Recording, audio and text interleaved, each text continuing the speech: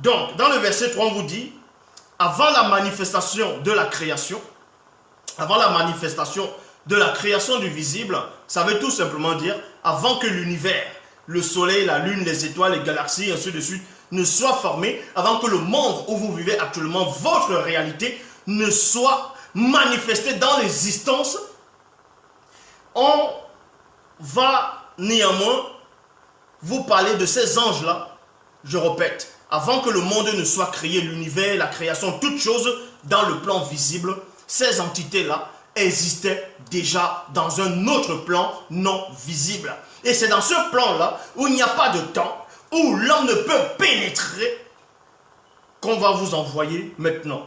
Donc, avant la manifestation de la création du visible, les entités du grand ordre des choses furent, furent créés séparément par la manifestation de la volonté de l'Oba. Donc, avant que le premier homme ne soit, avant que le monde ne soit, on avait déjà créé des entités célestes, dont les entités du grand ordre des choses de différentes espèces, rangs et puissances spirituelles. Donc, mais on ne les a pas tous créés d'un seul coup.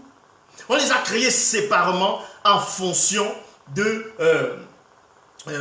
déjà, premièrement, en fonction de l'espèce, en fonction... bon, quand il dit en fonction de l'espèce, ça ne veut pas dire qu'on va aujourd'hui, peut-être, on va créer les chérubins dans les Bébouté Mundi, parce que les vrais noms des chérubins, le mot chérubin, dans la langue originelle, c'est Bébouté Mundi. Donc, ça ne veut pas dire que quand on va créer les chérubins, dans ce qu'on appelle les chérubins, aujourd'hui, que forcément, on a créé toute la race ou bien toute l'espèce des chérubins. On peut créer les chérubins peut-être aujourd'hui, et quelques temps après, on crée encore d'autres chérubins au fur et à mesure. Mais ici, on va pas vous parler de...